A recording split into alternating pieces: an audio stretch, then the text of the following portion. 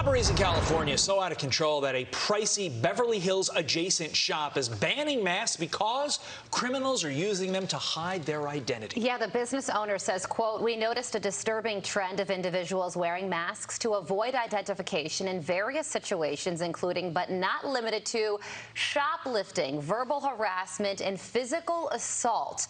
The mask mandate may have begun as a health precaution, but we believe it is now being used by some people for nefarious purposes." Joining us live is Fox News contributor David Webb, host of Reality Check on Fox Nation.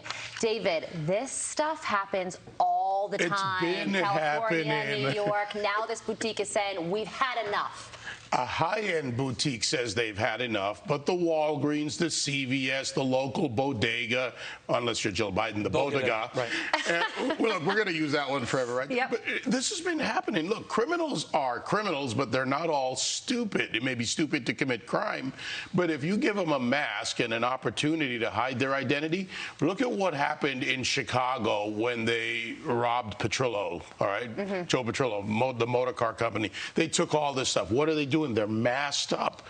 So whether it's high-end, low-end, the problem is the local stores, you know, including, by the way, these franchisees, they can't afford the loss. So who loses?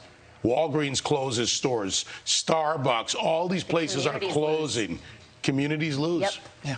And this is a sad state of affairs in our country. Meantime, I want to get your thoughts on this. A New York Times article claiming that the American dream isn't what it used to be. One reporter writing, a touchstone of political and social discourse, the nearly 100-year phrase, the American dream, is being repurposed. Critics say distorted, and here's the key part of this, particularly by Republicans of color. I read this article.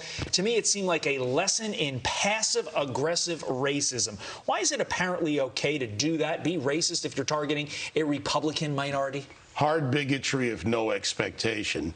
First of all, it was the Republican Party, Abraham Lincoln, that fought, largely in part, not only to free slavery, but to begin that path to where we are today. First congressman elected, black Republicans. You know what's happened? An economic issue, a safety issue, a community issue. We have more in common, no matter the color of our skin in America.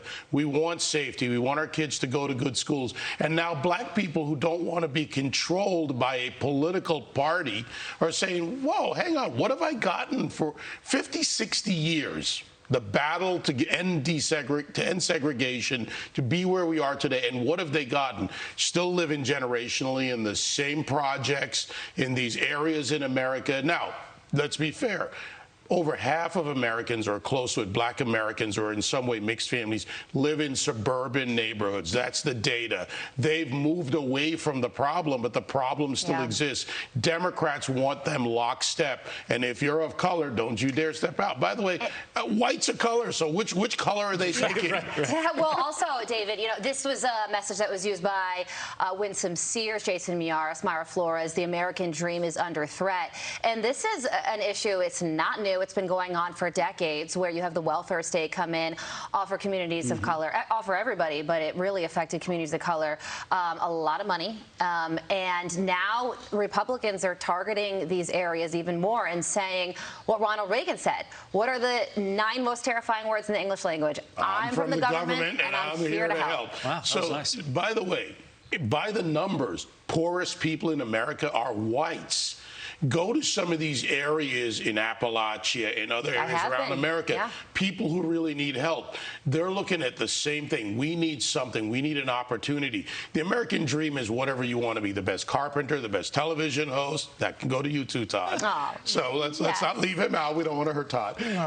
But you can be who you are. I mean, look around us, even in this building. Cameramen, producers, bookers, people working here, whatever you are. And they're telling people that you don't deserve that, and they're putting color to it. It's insulting to the American people. It is good messaging. I agree with you on this one, Carly. Great messaging for the Republican Party to talk about policy and facts. Ending the show off on a high note. We love that. And David Webb, David. Thank you.